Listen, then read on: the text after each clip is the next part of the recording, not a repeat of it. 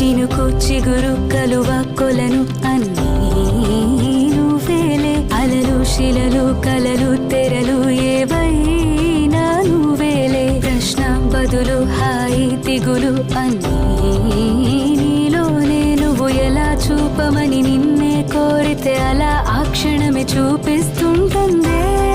ఇది గ్రహిస్తే మనసే నువ్వు తెరిస్తే ప్రతిరోజు